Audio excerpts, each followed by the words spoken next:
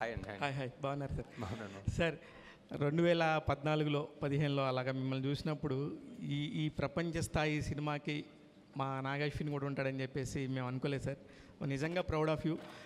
మా రాజమౌళి గారు కాకుండా పక్కన ఇంకొక నాగాశ్విన్ అనే చైర్ కూడా ఉండింది. ఇప్పుడు వెరీ ప్రౌడ్. ఎందుకంటే సినిమాని చూస్తున్నప్పుడు చిన్నపిల్లల్లాగా ఎంజాయ్ చేస్తున్న మనుషులు నేను చూశాను. ఒకటికి 2-3 సార్లు చూస్తే కానీ ఆ ఎంజాయ్మెంట్ ఫీలింగ్ని ఓకే అమ్మాయి చూసేసామన్న ఫీల్ రావట్లేదు. ఎనీవే దానికోసం first congratulations. Thank you sir. ఇకపోతే ఇప్పుడు మీరు తీసుకున్న క్యారెక్టర్స్లో కౌరవులు అనగానే మనకు ఆటోమేటిక్గా ఒక నెగిటివ్ ఫీలింగ్ ఉంటుంది. ఇప్పుడు మీరు చూపించిన 2 హీరో క్యారెక్టర్స్ కూడా ఈవెన్ అమితాబ్ బచ్చన్ గారి క్యారెక్టర్ కానీ లేకపోతే కర్ణుడు క్యారెక్టర్లో ప్రభాస్ గారిని కూడా ఈ 2 కూడా కౌరవులకు సపోర్ట్ చేసిన క్యారెక్టర్స్. వాళ్ళు యాజ్ టీజ్గా నెగిటివ్ పాయింట్ వైఫ్లో వెళ్తారు. మీరు అసలు అలా ఆలోచించినప్పుడు ఏ పాయింట్ని తీసుకొని వీళ్ళిద్దరిని హీరోలుగా పెట్టి తీద్దామనే ఆలోచన ఎలా వచ్చింది సార్? ఇకపోతే మీరు తీసిన మహానటి కూడా 40 సంవత్సరాల క్రితం చనిపోయిన వ్యక్తి తీసుకొని చేశారు. అదొక అద్భుతంగా అయింది. ఇప్పుడు కూడా మీరు చూస్తే కొన్ని వేల సంవత్సరాల క్రితం వెనకాల జరిగిన ద్వాపరయుగాన్ని మళ్ళీ ఇప్పుడు 800 సంవత్సరాల తర్వాత జరిగిపోయే కలియుగంలో జరగబోయే అంతాన్ని కూడా చూపించబోతున్నారు. ఎక్కడి నుంచి వస్తాయి ఈ థాట్స్? మీరు ఎట్లా స్టార్ట్ చేశారు అసలు ఫస్ట్? అంటే ఈ పర్టిక్యులర్ మూవీ ఐ థింక్ ఒక ఫస్ట్ టైం చూసి వాట్ ఎవర్ ఆ క్లైమాక్స్ అన్న ట్విస్ట్ అంటే ట్విస్ట్ అనుకోవచ్చు, అవన్నీ చూసిన తర్వాత రెండోసారి చూస్తున్నప్పుడు I feel it's almost a different film, new film. చాలా వేరే పర్స్పెక్టివ్తో చూస్తాం రెండోసారి. So I think it's definitely worth a second watch because for example ఆ కర్ణుడి యాంగిల్స్ చాలా ఉంటాయి. రెండోసారి చూస్తున్నప్పుడు విల్ బి లైక్ ఓ ఇక్కడ ఒక టిట్ బిట్ ఉందా, అక్కడ ఒక టిట్ బిట్ ఉందా అలా కనిపిస్తాయి. దట్ ఈస్ అండ్ ఎక్కడి నుంచి వస్తాయి థాట్స్ అంటే తెలియదు సార్. అంటే మహానటిలో కూడా చూసుకుంటే చాలామంది క్యామియోస్ ఉంటారు. అంటే మీరు ఎప్పుడైనా చిన్నప్పుడు సినిమాలు చూసినప్పుడు అరే ఒక కొత్త స్టార్ని చూసినప్పుడు అరే as an audience I maybe it's interest, maybe it's fun, నాకు ఇష్టమేమో సార్. మేబీ సడన్లీ ఒక క్యామియో లాగా ఎవరో తెలిసిన ఆయన వస్తే సినిమాలో ఒక it feels exciting. It's like one little bridge between this world and that world లాగా అనిపిస్తుంది. ఈ సినిమాలో కాన్షియస్లీ అన్నీ పెట్టుకోలేదంటే for example like Vijay is a cameo అనుకోవచ్చు, but also you need somebody to play Arjuna. So it's a role. So it is a role. అంటే Vijay I cast as a role properly, not as a guest thing anything. కల్కి యూనివర్స్లో 2nd, 3rd కూడా రాబోతున్నాయి. ఒకటి next వచ్చి question, Pavan Kalyan and Chandrababu Naidu garu అక్కడ government form చేయకపోతే ఆంధ్రప్రదేశ్లో ఇప్పుడు ఈ టికెట్స్ రేట్స్ ఇంత హైక్ ఇచ్చేవాళ్ళు అయి ఉండకపోయిండొచ్చు, లేకపోతే ఇంత నంబర్స్ మీకు వచ్చి ఉండకపోవచ్చు.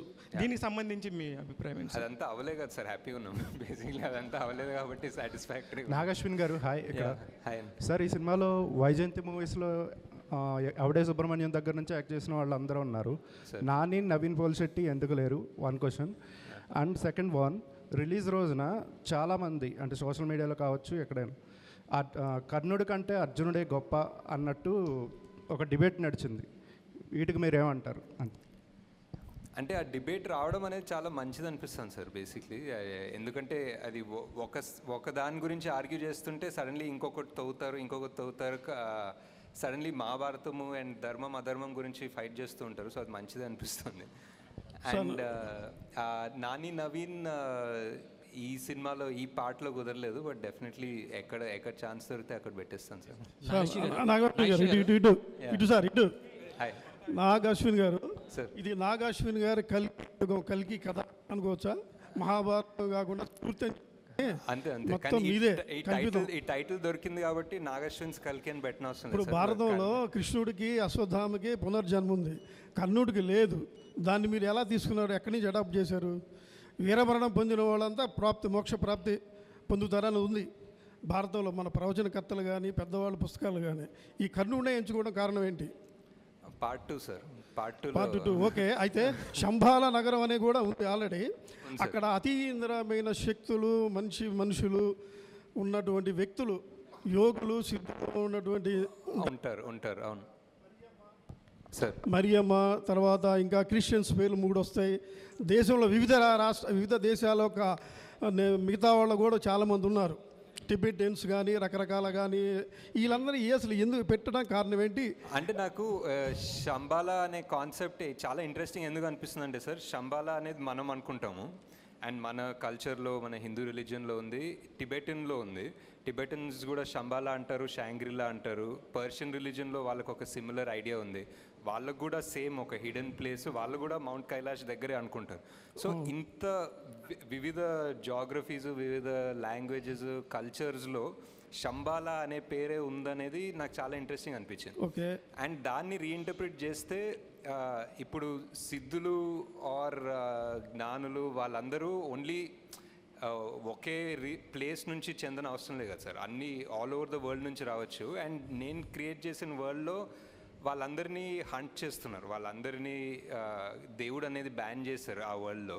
సో వాళ్ళందరూ ఎక్కడో దాక్కోవడానికి, తలదాచుకోవడానికి ఒక ప్లేస్ కావాలి. అండ్ ఆ ప్లేస్ శంబాలా ఎందుకు కాకూడదు అన్న థాట్ ప్రాసెస్ నుంచి వెళ్ళాను సార్. అంటే పేర్లు కూడా కొంచెం ఇదిగా ఉన్నాయి, ఎందుకు అలా పెట్టారు? మరియమ్మ, జాన్ ఏదో 2-3 క్రిస్టియన్స్ పేర్లు ఉన్నాయి. ఎవరు సార్? మరియం అని ఉంది సార్. మరియం అనేది యాక్చువల్లీ అన్ని లాంగ్వేజెస్ దాన్ని బేస్ చేసుకుని పెట్టారు. పెట్టుకున్నాం సార్. ఇంకోటి, వాళ్ళ అతి శక్తులు ఉన్నప్పుడు దేనికోసం పోరాడుతుంటారు? అతీంద్రియ శక్తులు ఉందని పెట్టలేదు సార్. కొన్ని కథలో ఒరిజినల్ అంటే కొంతమంది అంటారు సార్, అది కూడా కల్పితమే కదా సార్, బికాజ్ ఎవరు శంబాలాకి వెళ్ళలేదు.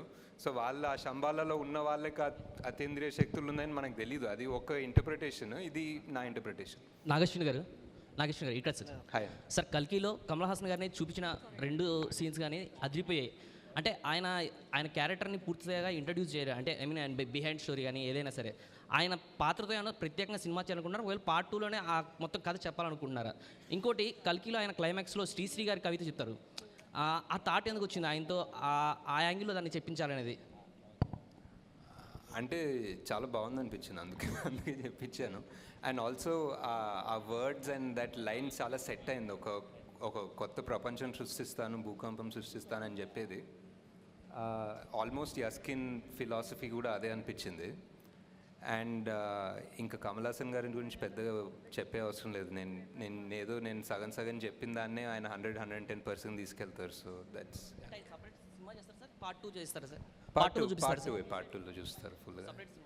యాక్చువల్లీ సార్, ఈ తెలుగు వెర్షన్ సంబంధించి ఒక చిన్న విమర్శ ఏంటంటే, డైలాగ్స్ ఏదో కావాలని వేరే వాళ్ళు చెప్పించారన్నట్టుగా ఉంది. ఎందుకంటే పర్ఫెక్ట్గా మన తెలుగు డిక్షన్ లాగా కాకుండా